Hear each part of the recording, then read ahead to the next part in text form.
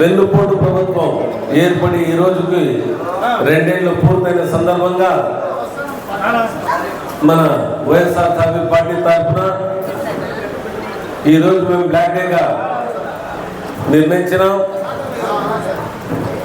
ఏదైతే ఎన్నికల సమయంలో కూటమి ప్రభుత్వం, దాంట్లో ప్రధాన భాగస్వామి అయిన టీడీపీ ప్రభుత్వం, చంద్రబాబు నాయుడు గారు ఆయనకి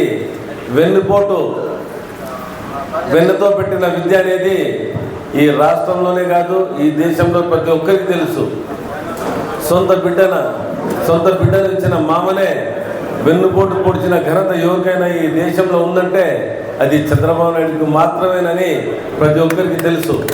అలాంటి మనిషి, సొంత బిడ్డలు ఇచ్చిన మామకి వెన్నుపోటు పొడిచిన మనిషి ఈ రాష్ట్ర ప్రజలకు కానీ, ఈ రాష్ట్ర ప్రజల బాగోగులు ఎంత చూస్తారనేది ప్రతి ఒక్కరికి తెలిసిపోయింది. ఎన్నికల సమయంలో సూపర్ 6 అని ఏదో కొత్తగా తెచ్చి ప్రవేశపెట్టారు. కానీ ఇప్పటి వరకు అది సూపర్ 6 హామీలు నెరవేర్చక బడ్జెట్ లోటు మీకు అందరికీ తెలుసు.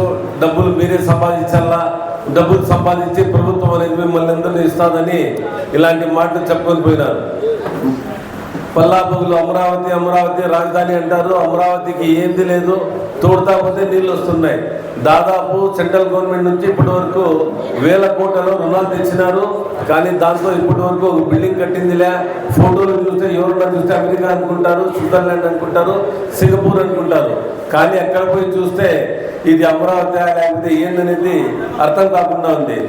అదే సమయంలో మన నాయకులు, మన మాజీ ముఖ్యమంత్రి వర్యులు శ్రీ జగన్మోహన్ రెడ్డి గారు మావిగన్ రాష్ట్ర రాజధాని ఉంటే బాగుంటుందనేది ఆయన అభిప్రాయం.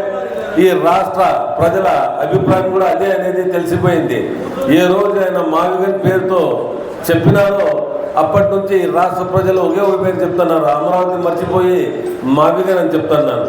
కాబట్టి ఈ రాష్ట్ర ప్రభుత్వానికి, ఈ రాష్ట్ర ప్రజల బాగోతుల గురించి ఎలాంటి వాళ్లకు ఆలోచన లేదు, వాళ్లకు పథకాలు అమలు పరిచే విధంగా లేదు, అలాగే ఎలాంటి అభివృద్ధి పథంలో కూడా నడిపే ప్రభుత్వం కూడా లేదు ఇది. కాబట్టి దానికి నిరసనగా మన వైఎస్ఆర్సీపీ పార్టీ తరఫున మన నాయకులు, మాజీ ముఖ్యమంత్రి వర్యులు శ్రీ జగన్మోహన్ రెడ్డి గారు చంద్రబాబు వెన్నుపోటుకు 2 ఏళ్ళు జూన్ 4 నుంచి 12 వరకు వైఎస్ఆర్సీపీ ఆధ్వర్యంలో నిరసన కార్యక్రమాలు చేపట్టవలసిందిగా మమ్మల్ని అందరినీ ఆదేశించినారు. దానికి గాను ఈరోజు మేము మండల కేంద్రాలలో ఏదైతే టీడీపీ మేనిఫెస్టో ఇచ్చినారో, పవన్ సంతకాలు చేసిన బాండ్లు, పత్రికా ప్రకటన కాపీలు ఈరోజు మేము ప్రతి మండలంలో దహనం చేసినాము. చాలా పెద్దగా మండల ప్రజలు వచ్చి దాన్ని సక్సెస్ చేసినారు. కాబట్టి ఇట్లే తెలిసిపోతుంది. నేను నలజరువుకు ఈ ప్రోగ్రాంలో అటెండ్ చేసేకపోయి ఉన్నాను. అక్కడ పోతే దాదాపు 500 నుంచి 600 మంది ఈ ప్రోగ్రాంకి అటెండ్ అయినారంటే అర్ధగంట గంట నోటీసులో వస్తున్నారంటే ఈ రాష్ట్ర ప్రభుత్వం పట్ల వాళ్ళకు ఎంత వ్యతిరేకత ఉందనేది ఇట్లా తేటతెల్లమైపోయింది. కాబట్టి రానున్న రోజుల్లో ఈ మండల ప్రజలు కావచ్చు, నియోజకవర్గ ప్రజలు, ఈ రాష్ట్ర ప్రజలు ఈ ప్రభుత్వానికి సాగనంపే దిశగా అడుగులు వేసి వచ్చే రోజుల్లో ఏదైతే లోకల్ బాడీ ఎలక్షన్స్ వస్తున్నాయో అవన్నీ వైఎస్ఆర్సీపీ పార్టీ తప్పకుండా కైవసం చేసుకుంటుందని, రానున్న రోజుల్లో జగన్మోహన్ రెడ్డి గారు చేసిన పథకాలు, అలాగే ఏదైతే ఆయన అభివృద్ధి చేసినారో దాన్ని ఇట్లే చూపిస్తారని కూడా నేను ఆశిస్తున్నాను. కాబట్టి ఈరోజు ఏదైతే మన పార్టీ షెడ్యూల్లో మండల కేంద్రాల్లో నిరసన కార్యక్రమాలు చేసేసినాం. జూన్ 8, 9వ తేదీ అంటే నియోజకవర్గ కేంద్రాల్లో వెన్నుపోటుకు 2 ఏళ్ల పేరుతో టౌన్ హాల్ సదస్సులు మేము మన ఆఫీస్లోనే పెడతాం, లేకపోతే ఏదైనా ఫంక్షన్ హాల్ తీసుకొని సదస్సు పెట్టి ప్రతి ఒక్కరికి తెలియజేస్తాం. ఈ నియోజకవర్గ ప్రజలు ప్రతి ఒక్కరు దీనికి హాజరై ఈ సదస్సులు విజయవంతం చేయాల్సిందే కూడా మిమ్మల్ని నేను కోరుతున్నాను. అలాగే జూన్ 12వ తేదీ రాష్ట్ర వ్యాప్తంగా అన్ని నియోజకవర్గ కేంద్రాల్లో చంద్రబాబు 2 ఏళ్ల వెన్నుపోటు పాలనకు నిరసనగా భారీ ర్యాలీలు చేస్తాం.